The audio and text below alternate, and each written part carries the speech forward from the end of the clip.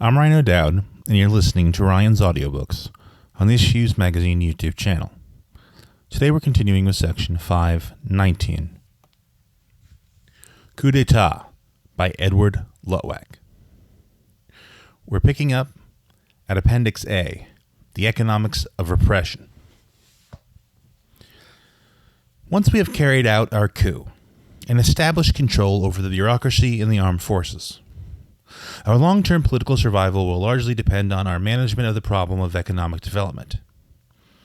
Economic development is generally regarded as a good thing, and almost everybody wants more of it. But for us, the newly established government of X-Land, the pursuit of economic development will be undesirable, since it militates against our main goal, political stability. An economy develops by extending and improving its stock of human and physical capital, and this requires investment, whether to train people or to build factories. In order to invest, current income has to be withdrawn from would-be consumers and channeled away to create capital.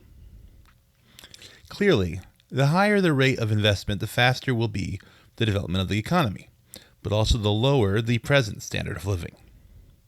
The governments of economically backwards countries, where the need for development is manifest, are therefore faced with the alternative of either slow economic development or further reduction of the already desperately low standard of living.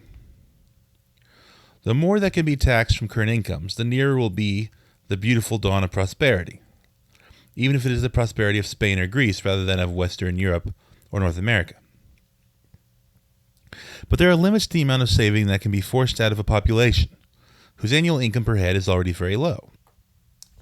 There's an economic survival limit below which the population, or a large part of it, would simply starve or retreat into the pure subsistence economy. But well before this point is reached, there's a political survival limit below which we, as the government, would be overthrown. The economic survival limit is more or less rigid. In any particular environment with a given climate, pattern of nutrition, habits, and traditions, there will be a minimum annual income which an inhabitant of the average resourcefulness will need to satisfy his and his family's bodily needs. The political survival limit is, however, very flexible, and it will depend on psychological, historical, and social factors, but also on the efficiency of the system of state security and of the propaganda machine. The problem is particularly acute in the newly independent states of the Third World. The colonial regimes may or may not have tried to achieve economic development, but if they did try, it was without the urgency which the new post-colonial regimes try to achieve. Immediately after independence, therefore, instead of the increase in the standard of living, which the native population had been led to expect, the opposite takes place. The new independent government has to increase taxes and import duties in order to finance the great projects with which economic development often starts: dams, road systems, steel mills, and harbors. Foreign aid, which many in the donor countries have been led to believe is the very substantial, only contributes a fraction of the necessary funds. Most of the money has to come out of current incomes, so that instead of, quote, having cars like the whites, the level of consumption actually falls. This impoverishment of those who are already very poor indeed is not easily tolerated, especially when the mechanism of expectations has been built up. Our basic problem, therefore, is to achieve economic development in order to satisfy the aspirations of the elite and would-be elite, without taxing the masses beyond the politically safe limit, which could lead to revolt. There are two main instruments with which we can persuade the masses to accept the sacrifice of present consumption for the sake of an increased future income: propaganda and repression, or more efficiently, by a mixture of both. Imagine, therefore, that we have inherited a country with a backward economy whose vital statistics are those shown in Table 16. It's basically saying 100 pounds per head. Thus, in the past, in this poor but not particularly poor country, the gross national product per head was 100 pounds per year, and of this, 10 pounds was paid out in various taxes, while 90 pounds was spent on current consumption or saved. Now we know that only 45 pounds per inhabitant per year is needed for economic survival, and the problem is to get a hold of some of the difference in order to finance development, and to do so without being overthrown. If we simply increase taxes, the chances are that part of the population will refuse to pay them, and if administrative methods are used in order to enforce payment, a violent reaction may ensue. We will therefore divert some of the modest tax payments received now from other uses and spend it on propaganda and the police. This may well result in the situation shown in Table 17. Thus, by spending £1 per man per year on propaganda and an efficient police system, we've lowered the political survival limit by £10. And after deducting the amount spent on the system of repression and persuasion, we still have £19 left. If we spend another £1 per year, the chances are that we will be able to liberate some more of the possible margin above the survival limit. But as we spend more and more money on repression, we are likely to find it will lower the safety limit by less and less. And of course, as we spend more and more on the police and propaganda, we will find that while the first extra £10 of taxes costs us £1 to obtain with safety, the next £10 will cost, say, £2.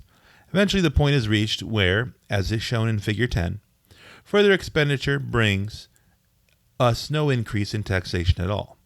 At that point, we spend an extra £1 per year and get no increase at all in the taxes which can safely be collected. Well before that point is reached, however, there will be an earlier stage when we will spend, say, an extra £1 on repression and persuasion and get exactly the same sum in further taxes. Immediately before that point is the maximum efficiency level of expenditure on the police and propaganda machine. Maximum safety and zero economic development. This is the formula which Duvalier has applied in Haiti with increasing thoroughness since his rise to power. Taxation, which is heavy for a country with an annual income per head of about £30, is spent almost entirely on the army, the police, and propaganda. The only major economic development project is of doubtful value, the building of a new capital, Duvalierville, which in any case has now been suspended. The Duvalier mix of efficient repression, massive propaganda, and no development investment has paid off. He's been in power continuously since September 1957, and his regime still appears to be more stable than most of Latin American countries.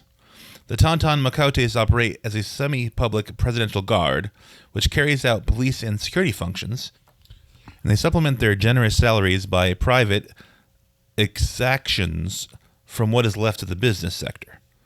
The propaganda machine, which involves ceremonial parades, laudatory films, and the projection of Papa Doc as a voodoo expert, is almost as expensive to run as the Tonton Macoutes, but equally useful.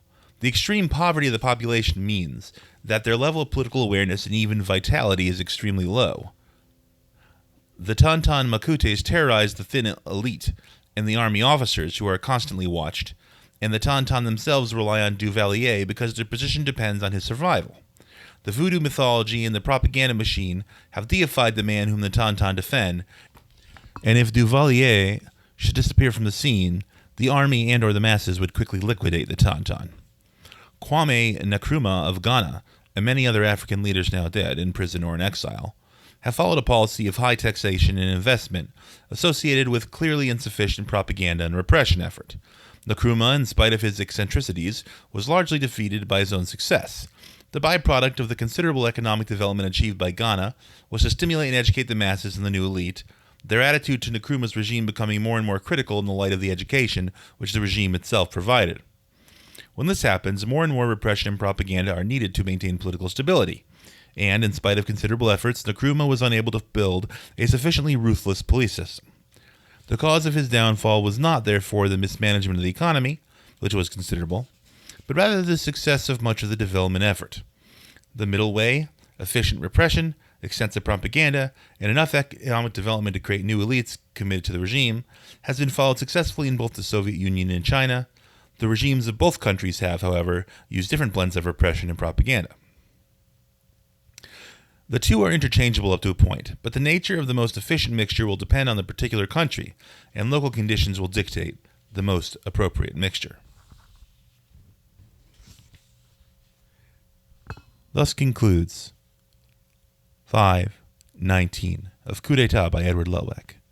Appendix A, The Economics of Repression. Tomorrow we will continue with 5:20, Appendix B, Tactical Aspects of the Coup D'Etat. I will see you then. Olam.